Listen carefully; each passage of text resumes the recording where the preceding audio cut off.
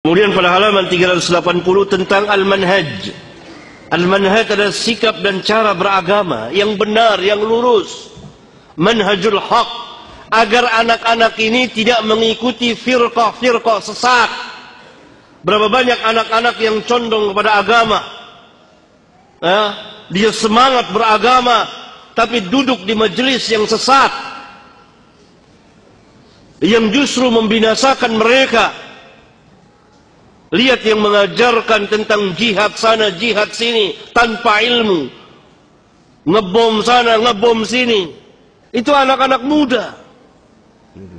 Tapi sesat mereka dalam beragama. Maka kita ajarkan anak kita manhaj, agar mereka di dalam beragama tidak tersesat. Ada bom bunuh diri. Berapa banyak? Itu kan dilakukan oleh para pemuda. Bahkan ada yang usianya sangat muda sekali, belasan tahun. Atas nama apa? Atas nama agama.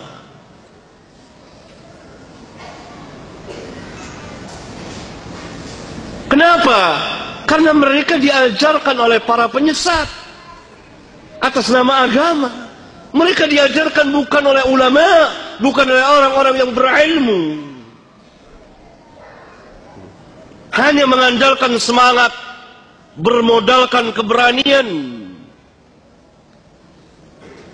tapi tidak berilmu. Akibatnya perbuatan mereka merusak Islam dan kaum muslimin atas nama agama. Bahkan mereka yakin bahwa yang mereka kerjakan ini benar. Mereka nggak bisa. Seperti kejadian di negeri kita, di Pakistan, di daerah Timur Tengah. Dari ajaran-ajaran sesat ini, atas nama Islam, atas nama jihad, atas nama memerangi orang-orang kafirin. Mereka bukan ulama, mereka bukan ahli ilmu, dan mereka membuat-buat majelis. Nah, agar anak-anak kita tidak mengikuti ajaran-ajaran sesat ini, kita perlu mengajarkan manhaj.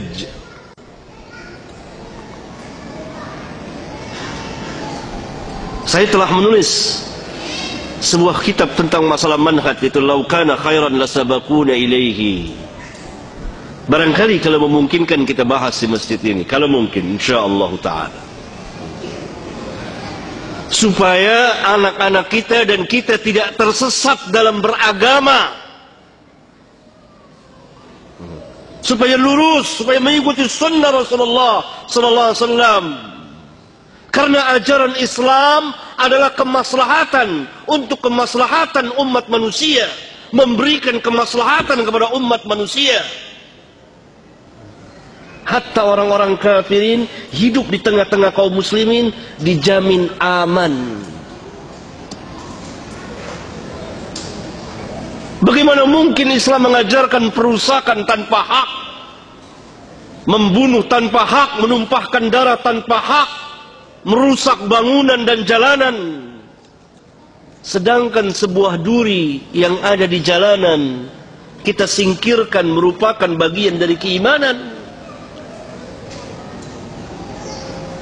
Kan Nabi SAW bersabda, iman itu mempunyai 60 cabang lebih, dalam riwayat yang lain 70 cabang lebih.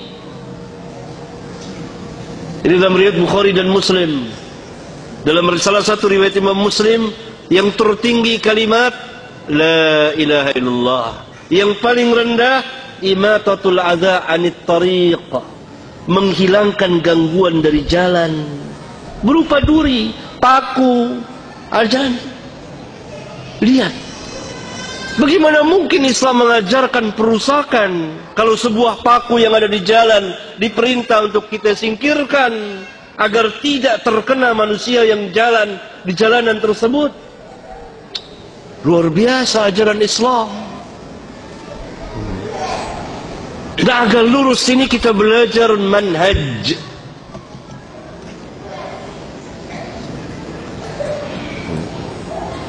Agar tidak tersesat jalan.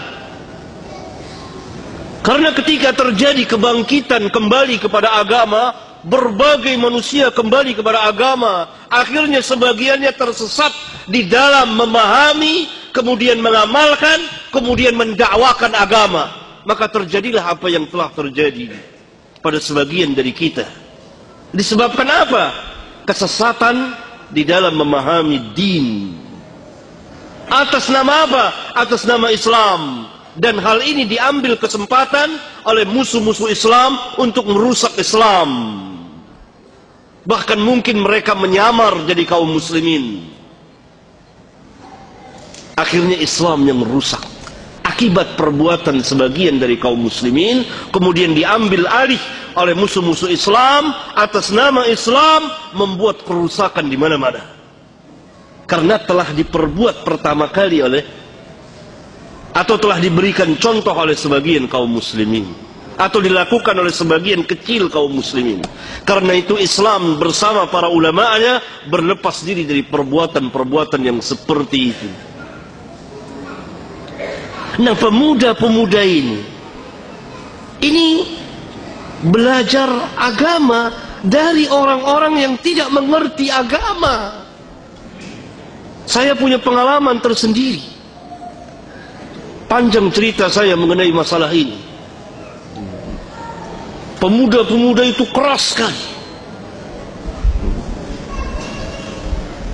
Mereka mengkafirkan sana, mengkafirkan sini. Atas nama Islam, atas nama jihad. Semangat. Mereka sholat, mereka ahli ibadah. Tapi bodoh. Semangat, tapi jahil. Berani, tapi tersesat jalannya. Belajar, tetapi kepada orang-orang yang jahil, bukan ulama. Mereka membaca ayat-ayat Al-Quran dari awal sampai akhir, tapi ayat-ayat itu tidak sampai melewati tenggorokan mereka, hanya sampai mulut saja. Mereka pahami sendiri. Ini akibat tidak adanya pelajaran man. Karena itu sejak lama, sejak saya tulis kitab ini, saya menganjurkan kepada beberapa sekolah atau katakanlah pesantren untuk ada kurikulum khusus tentang pelurusan cara pemahaman agama atau manhaj itu sendiri.